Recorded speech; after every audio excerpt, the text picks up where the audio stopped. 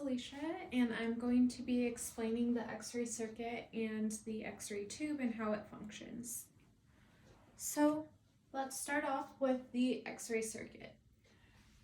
The X-ray circuit is going to have two different circuits inside of it. You have the filament circuit down here and then the main X-ray circuit up here. The main X-ray circuit is also going to be divided into two circuits, which is the low voltage primary circuit and the high voltage secondary circuit. I have some presets down here that we're going to plug into the control panel, and I'll explain how all of that works inside of the circuit when we get there. These are just examples, but when you get into the field you will learn depending on what part of the body you're going to be exposing and how big or small your patient is, these will vary. So from the start, we're going to turn on the main switch, and this is going to allow the X-ray tube to warm up. This is very important, and I will get to that once we get to the X-ray tube on why. But for now, you turn it on, position your patient, do your shielding, and then by that time that you are finished, your X-ray tube will be finished warming up. So how does it get electricity? 220 volts from the building that's supplied by power companies are going to basically the building is supplied by that, but the X-ray circuit is only going to use 110 volts. It's not going to use all 220. So when you turn on the main switch, you're going to get 3 lines of electricity towards the circuit. So we have our first line here, the second line would be here, and then your third line is going to be here. So what does that all do? We're going to break it down, and we're going to start off with the filament circuit. So like I said before, it's only going to use 110 volts. We're going to plug in the 25 mA, which I told you we have our variables here, and the filament ammeter is going to read this. It's then going to send this MA selector or variable resistor, and through induction it's going to select the 25 mA. And what induction is basically the electricity that is being supplied to this. It's going to create an electromagnetic field that actually will then produce electricity on to the other side, and that's how it will continue to run. And you also have induction here as well, as you can see, and that is going to help with making sure that the MA selector and the kilovolt meter do not get confused with each other. This one is doing its own thing, and then this one will be doing its own thing. So induction helps that to make sure that they stay apart, and we have our sets of where they're supposed to be at what selector. So going on with this filament circuit, it will select 25 mA, and then it'll come down over here to this step down transformer. So what this step down transformer is basically, you can see that there are a lot more turns in this coil than there are in this one. So it's going to then, again through induction, have those electromagnetic fields that put the electricity over to this side, but since there is less coils on this side, it's actually going to be a lower number, hence the word step down. So it's actually going to transform that into about 5 to 15 volts, and that's all going to be sent over onto the filament side of the X-ray tube. So after that, we'll start back up here with the main circuit. So like I said before, these are not going to be touching. So electricity is supplied, and it's going to come through here. and it's going to, well, let me start here. So we're going to plug in the kilovolt meter, which we have here is the 120 kVp. So the kilovolt meter is going to read that, and then through induction, this is going to pick the specific one that we have put into the control panel, which would be the 120 kVp. So then that is where this will go, and it will send it 120 over to these coils here. Now, what else do we have in this circuit is going to be our timer. We have this set with 3 seconds that I grabbed from here, and this is going to control the exposure switch. The exposure switch is basically kind of like a drawbridge. It's going to, when it's time to shoot, you're pressing the exposure switch, it draws down like a drawbridge, and it allows the electricity to flow through. And you have to make sure that with the sound and the light, it's a full 3 seconds, otherwise you can expect error. So a full 3 seconds, and then once you lift up, the drawbridge will come up, and then the electricity will no longer be flowing through this anymore. So after that, now we have our step up transformer. So opposite of the step down, you can see that there's less coils here, or turns I should say, in the coil, than there are over here on this side. So that's why it's called a step up. So what happens over here, this MA meter is going to make sure that we have the correct MA and time together over here in order to operate this. So that is going to give us the 75 mass, and if those are correct, we'll get this and it'll go on.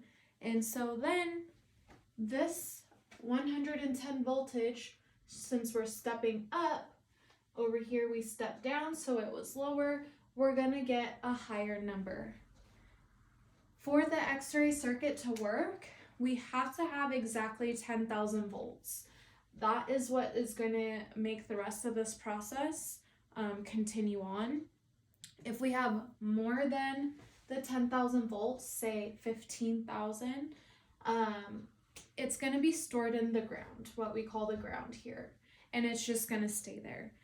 It won't go through the X-ray tube because it would break it. It's too much of a voltage for it, and like I said, we only need 10,000.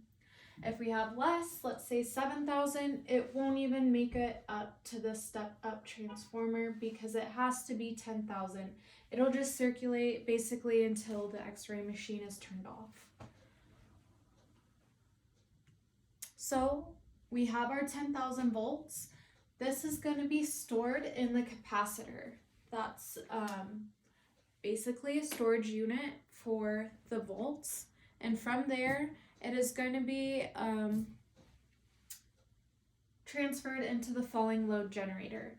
What the falling load generator is going to do is make sure that the 10,000 volts isn't just being like supplied directly, like 10,000 volts, 10,000 volts, 10,000 volts, all like nonstop.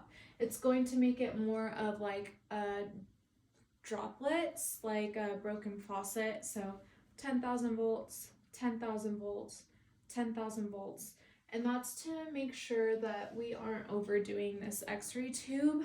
And from there, it's going to be sent to these rectifiers. These little thingies are going to be the diodes. So this would be the front and this is the back.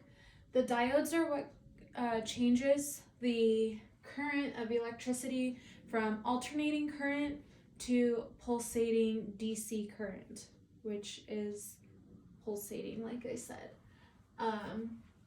Also, these rectifiers, it will go through here 4 times before it is sent into the X-ray tube.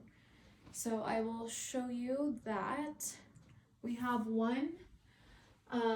that will come in. So it would be come in like this.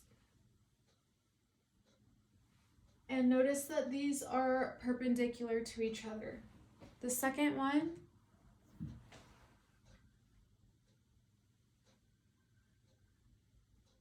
and these will never overlap each other.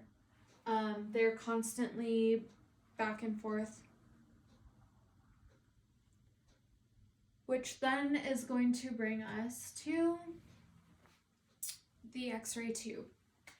So we'll start over on the filament circuit side. This is going to be the negative side of the X-ray tube. So the cathode here, and then the anode is the positive side over here. Actually, let's start over here. So the stator electromagnets are gonna be what helps everything move. It's going to help the rotating portion so that it's rotating. In the bearings, the envelope is going to be this whole thing. The stator magnets are going to stay on the outside. The envelope, it's made of Pyrex glass. And then there's also a housing outside of that that is going to basically protect everything and electrons being released out. So the filament circuit will come in here. And so, like we said, that 5 to 15 volts is going to come in, and this filament here is going to heat up. And the filament is going to be held by a filament cup. And what that does is it is lined with electrons so that when you release or are taking the pictures, releasing the electrons, they're all going to go in the same direction because like charges repel. So if it's lined with electrons, all of these electrons aren't going to want to bounce out. They're going to want to stay going in the same direction, which that would be the thermonic emission. Also, though, we do have some free electrons that do, after hitting the heel of the anode, are going to bounce up here, and they're just going to end up being free floating. There's nothing that is going to happen with them, but it can affect the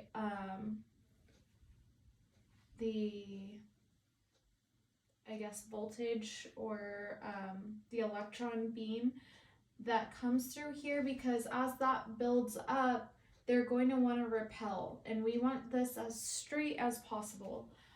So this angle here is going to be like most of the X-ray tubes are at 12 degree angles.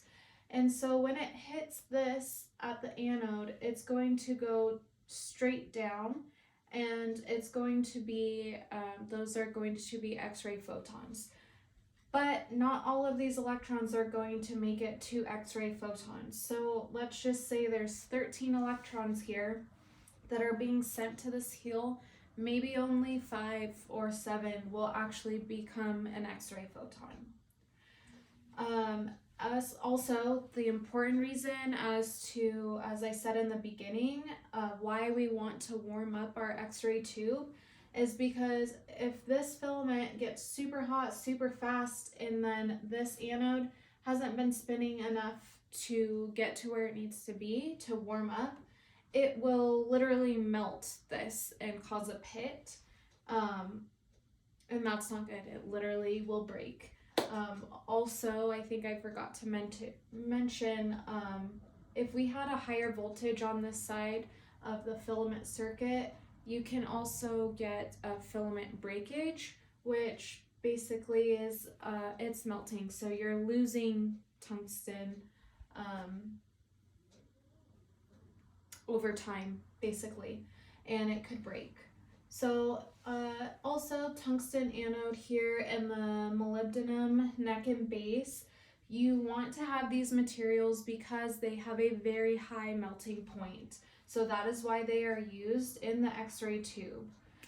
So this anode will literally be spinning, and that is basically what keeps it from melting and how it works. So yeah, basically after this you have your x-ray beam, and that is how x-rays are produced. Thank you for listening.